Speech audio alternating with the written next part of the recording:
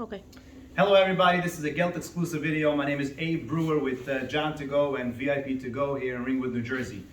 Anyway, it's a busy Monday, as everybody has it that way, but I figured I'm going to tell you one very good tip as a CEO of my company, what helps me and what people ask me constantly, and I would like to help you with it. So one of the most questions that I get that companies ask me are very simple. Guys that own companies ask me is like this: how do you deal with stress? And how do you basically make it to tomorrow when today is a bad day in terms of collectibles, receivables, sales, employees, and so on and so forth?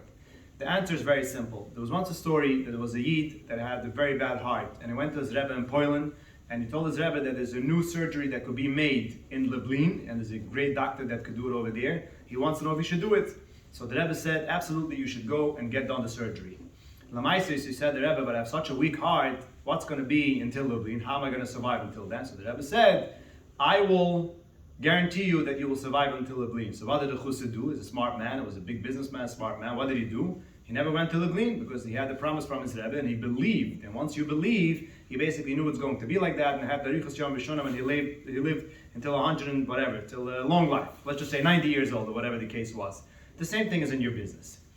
You set yourself a goal where you want to be, assuming that goal is $20 million and in 10 years. The answer is very, very simple. If you are convinced, absolutely convinced, you are going to be worth $20 million in 10 years, who cares what happens today?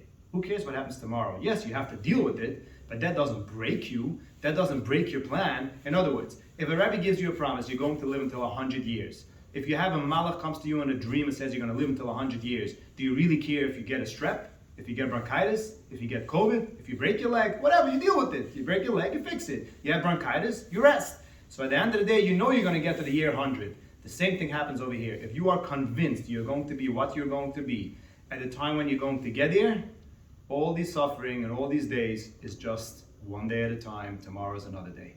Zamatzliach.